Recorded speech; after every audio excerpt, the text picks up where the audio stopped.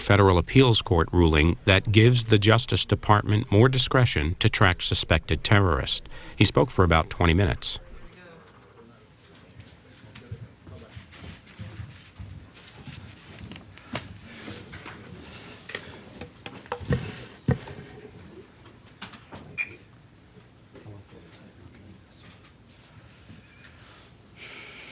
Good afternoon.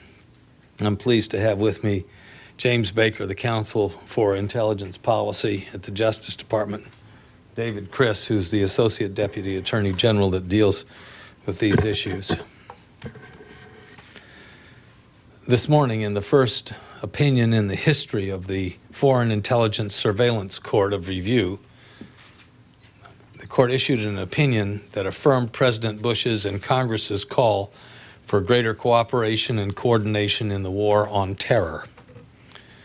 In intelligence, in counterintelligence, and counterterrorism investigations, the court's ruling confirmed the Department of Justice's legal authority to integrate fully the functions of law enforcement and intelligence. Today's ruling is an affirmation of the will of Congress, a vindication of the agents and prosecutors of the Department of Justice, and a victory for liberty, safety, and the security of the American people.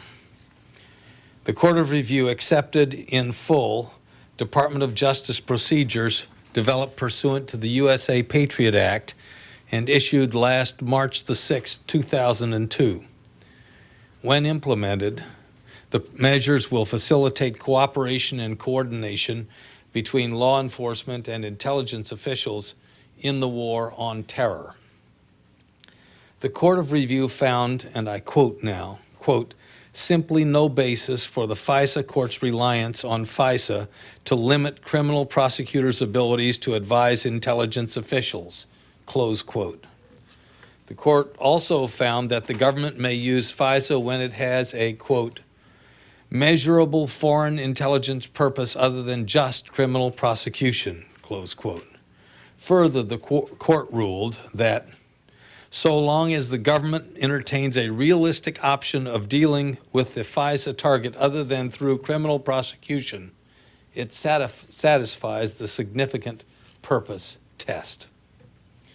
In summary, the court held, and I'm quoting again now, quote, the government's purpose as set forth in a certification is to be judged by the national security officials' articulation and not by the Foreign Intelligence Surveillance Authority court inquiry into the origins of an investigation, nor examination of the personnel involved. The Court of Review reaffirmed that, and I'm quoting again, all Justice Department officers, including those in the FBI, are under the control of the Attorney General. If he wishes a particular investigation to be run by an officer of any division, that is his prerogative, close quote. The Court of Review's action revolutionizes our ability to investigate terrorists and prosecute terrorist acts. The decision allows the Department of Justice to free immediately our agents and prosecutors in the field to work together more closely and cooperatively in achieving our core mission, the mission of preventing terrorist attacks. Today, I'm directing a series of actions to be taken in light of the court's decision affirming our interpretation. First, we will continue to make operational improvements to streamline the Foreign Intelligence Surveillance Act approval process. The department is implementing a secure, computerized system that would permit agents in the field to draft FISA or foreign intelligence surveillance applications and to transmit them in real time to FBI headquarters and to the Department of Justice for approval. The Office of Intelligence Policy and Review, known as OIPR, will notify me when it rejects a request for a FISA application so that the director of the FBI and I can bring our judgment to that particular decision. Second, we are assigning new attorneys to facilitate the FISA process. The department has assigned OIPR attorneys to the field to work directly with prosecutors and agents in offices across America. The FBI will double the number of attorneys working in its National Security Law Unit to handle FISA applications more effectively and expeditiously. In addition, earlier today, Director Mueller created a new FISA unit within the FBI's General Counsel Office. Third, we will train prosecutors and agents in the FISA process, Foreign Intelligence Surveillance Act process, so that these powerful tools of foreign intelligence surveillance are utilized fully, appropriately, and in keeping with the Constitution. Today, I am directing that each U.S. Attorney's Office designate at least one prosecutor to be a point of contact for purposes of the Foreign Intelligence Surveillance Act. This designated attorney will receive at least 5 full days of training regarding Foreign Intelligence Surveillance Act. The FBI will implement regular mandatory training for all agents on national security and counterterrorism matters, including FISA or foreign intelligence surveillance issues. This additional training will be on top of the already significant foreign counterintelligence training that all new FBI agents receive.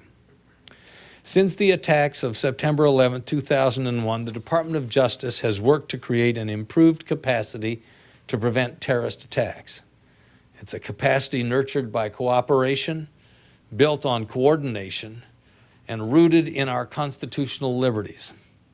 Congress took the first crucial step to enhance cooperation and coordination in our anti-terrorism efforts when it passed the USA Patriot Act with overwhelming bipartisan support. The Patriot Act repealed earlier FISA restrictions that hampered efforts of prosecutors and intelligence agents to work together. A coordinated, integrated, and coherent response to terrorism was created in the FISA arena when the Patriot Act was passed. It is this coordinated, integrated, and coherent anti-terrorism strategy that the court has affirmed today.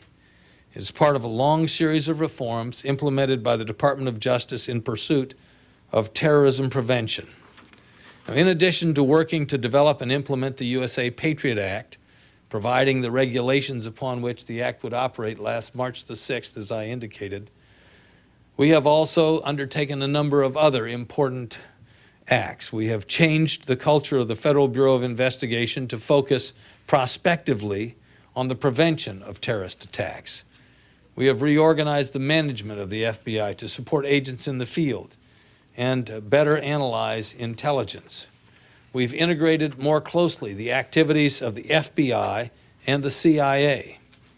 We have revised FBI investigative guidelines to provide agents in the field more flexibly and to allow agents to utilize new information technologies and public information sources. We have expanded FBI-led joint terrorism task forces to each of the 56 field offices to improve counterterrorism investigations. We've established anti-terrorism task forces in each of the U.S. Attorney's offices to improve cooperation with state and local law enforcement. And we have created the Foreign Terrorism Tracking Task Force and Terrorism Financing Task Force to coordinate investigations and share information between federal agencies. On behalf of the Department of Justice, I thank the members of the Foreign Intelligence Surveillance Court of Review for this decision. Although we have had an honest legal disagreement, I have the greatest respect and appreciation for members of the FISA Court and their outstanding service to the nation. The Department of Justice is committed to implementing the decision of the Court of Review. I look forward to working with the members of the court in implementing the decision. I thank them for their cooperation, their service to America, and their leadership in defending America. And I thank you very much, and I'd be pleased to answer questions. Yes, sir. General, civil libertarians are quite concerned about this ruling, and I wonder if you could give any assurances that this does not simply mean that the FISA court is purely a rubber stamp for the Justice Department, and that there will be still Fourth Amendment protections for American citizens. Well, obviously, this is a decision of the appellate level of the FISA court structure, and very careful and very considerate of the Constitution has this appellate process been.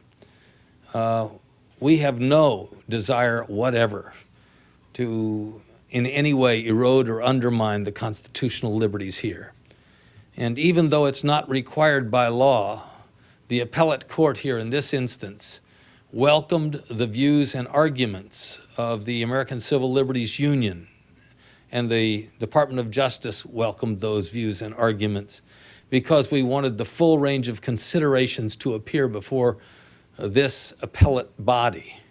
And we believe that the appellate court had a very thorough and appropriate sensitivity to safeguarding rights, and with that in mind, they have issued this decision. This decision does allow law enforcement officials to learn from intelligence officials and vice versa as a means of sort of allowing the information to flow from one community to another, as long as there are fundamental definitions met, reinforced by this court, realistic options of enforcement and intelligence value. And in doing so, this will greatly enhance our ability to put pieces together that different agencies have. I believe this is a giant step forward. Yes? Yes, General. This decision obviously allows greater cooperation between your surveillance and criminal prosecutors. Many, though, are expressing concern about other efforts to break down walls that kept divisions of justice apart. For instance, proposals for a so-called total information awareness system that the Defense Department is working on, the investigative guidelines that allow greater leeway for law enforcement officials in searching through commercial databases. Could you just speak to how this decision will affect Justice's plans to incorporate and data mine information from a variety of sources? This decision is narrow in terms of its scope. It affects the activities of the department as it relates to Foreign Intelligence Surveillance Act procedures. And as such, it should not be interpreted as a guide to behavior in any other part of the Justice Department's activities. Mm-hmm. General, there are a number of Iraqis in this country and Iraqi Americans who are disturbed about reports of increased surveillance of them, interviews by law enforcement with a view to the possible upcoming war. Can you address their concerns? Are you confident that their rights are being safeguarded? First of all, it's not my practice to, and I won't begin a practice now of commenting on any kind of national security work or the investigations or surveillance. I will just say in general that the strict adherence to the Constitution and observation of the responsibility of this government to safeguard the rights of all individuals regarding the Constitution is at the highest level of the priorities of this department and of this government and administration. And any surveillance that is done will be done in strict accordance with the law and only done in ways which we believe respect the Constitution fully. I would refer back to the fact that on March the 6th, I issued the orders to implement the guidelines of FISA as amended in the Patriot Act. When there were initial reservations about that expressed in the FISA court at the first level, those activities were suspended until they could be resolved by the higher court in its dispassionate, careful review of the Constitution and its evaluation of the responsibilities of the Justice Department.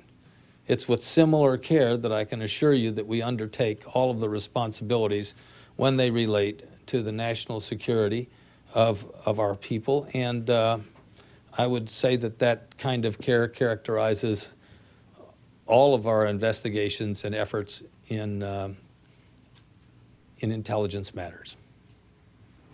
Yes. Yes, I was wondering if you could comment on the proposal to create a domestic spying agency within the United States and how this ruling might be a prelude to such an agency. Well, this ruling really addresses the need to be able to integrate the activities of our law enforcement community.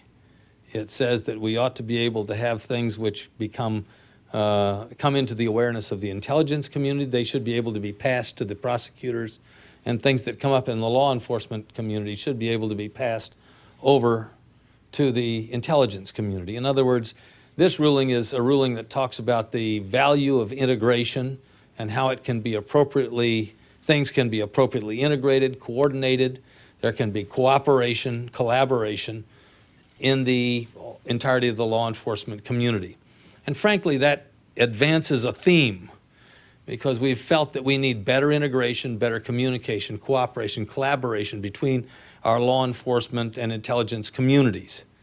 And that's something we've been working on since September the 11th. It seems to me that the establishment of a separate, distinct agency would be to move in the other direction. Instead of to integrate and cooperate and communicate, it would be to segregate and to set aside this. And so it would be a surprise to me to have it seriously considered that the effort we've made to integrate so that we can have the kind of collaboration and cooperation that brings the right result, so all the information is on the table so that we can take advantage of all the resources, would somehow now be abandoned, and that there would be some reversion to a segregated approach where we have this other agency that be distinct and outside this relatively active now flowing stream of information and cooperation which has been developed in response to the terrorism which was so damaging to America on September the 11th last year. Yes, sir. Attorney General, are you at all concerned about possible abuse of these new powers, and how are you monitoring to make sure that the new circumstances aren't abused, which brought the ban in the first place? Well, none of these powers is exercised absent the supervising authority of the Foreign Intelligence Surveillance Court. So these are all done in a process that has the court supervision. And in none of these settings is there action taken that isn't court supervised. And it's with that in mind, plus an understanding that we haven't really changed the thresholds for occasioning surveillance. We've simply said that when we have surveillance, we don't have walls that keep us from being able to share it with individuals who can help interrupt the threat, who could help in identifying, disrupting, delaying, and defeating the terrorist. And we're going to do everything we can to identify those who would hurt us, to disrupt them, to delay them, to defeat them.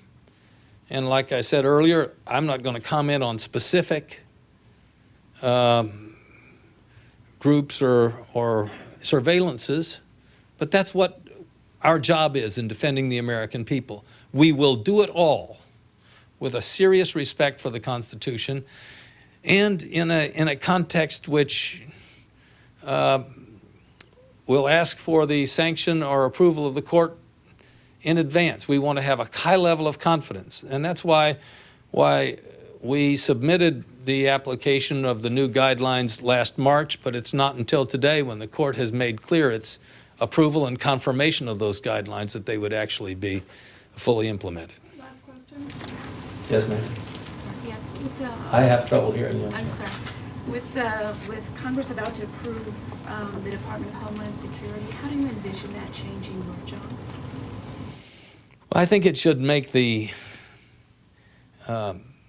task of securing America from additional terrorist attack a task which is more likely to be successful. It goes right down the avenue of coordination and integration, of putting into place opportunities to communicate more effectively and collaborate with an intelligence capacity that will facilitate the assembling of intelligence data from a variety of agencies, make sure we match up the threats against our nation with the assets that we have, and to direct the country in hardening those assets and protecting them. I believe this effort to integrate, to bring together, not to separate, but to to foster this kind of cooperation between agencies is at the heart of what we need in order to have a successful defense against terrorism. And I commend the President for having developed the plan, and I'm on the verge of thanking the Congress for passing it, and I think they will pass it, and I think it's in the best interest of this country. Thank you very much. Thank you. You guys are staying, aren't you? Yes, we're going to have a background. These gentlemen who are expert in the area of Foreign Intelligence Surveillance Act are available for technical questions. Thank you very much. We're going to do an off-camera background briefing.